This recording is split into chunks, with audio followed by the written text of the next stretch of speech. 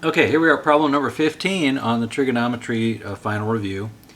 You'll notice right off I changed the word west here to read east, just because the plane actually ends up east, not west of where it started, and it's asking for how far from point A did it land. So I think it just makes a little more sense there. Anyway, we got to understand these directional things. I think we did a few of these problems in class before the break. So this one shouldn't be a problem. Again, a picture's worth like a bazillion words in trigonometry, and there's hardly any problem, especially ones like this, that I don't draw a picture. So the plane is going to fly 80 miles in this direction to a point B. It goes from A to B.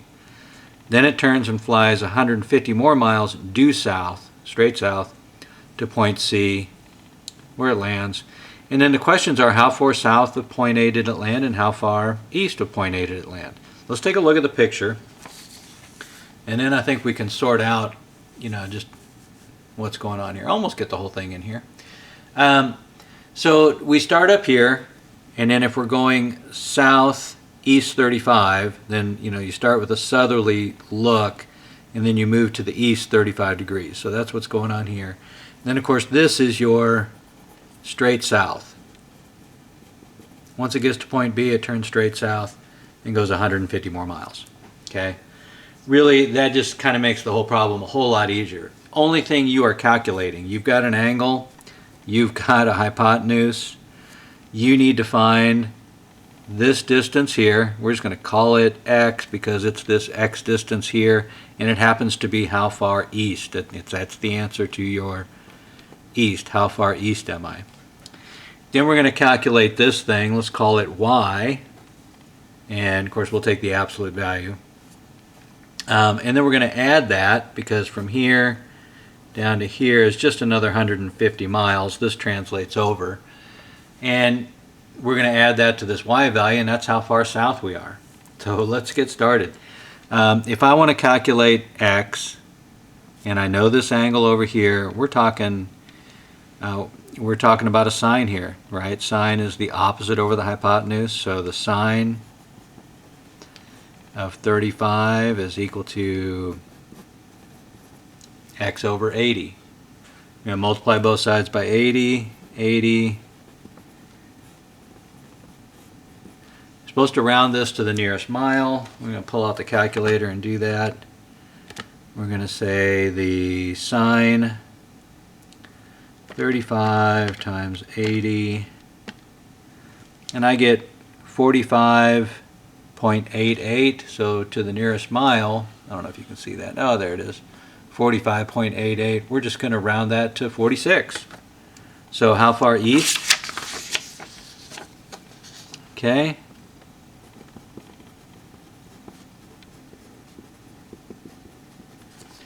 Cool. Now we're going to do the same thing. We're going to use the cosine. We're going to do cosine of 35 is equal to y over 80. So this is going to be 80 cosine of 35 equals y. Again, we'll just crunch that out on the calculator, and we'll say cosine of 35 times 80, and we get 65.5, looks like. So we'll round that up to 66. So this is 66. We'll add 66 and 150, and we are 216 miles down here. Okay, so we are 216 miles south, and we are 46 miles east. So we are south 216. So the takeaway on this problem, this almost like goes back to the beginning, and I don't know why it's at the end of the test, because this is one of the first few problems we were doing. It's straightforward, solving triangle trig problems, solving for a missing side.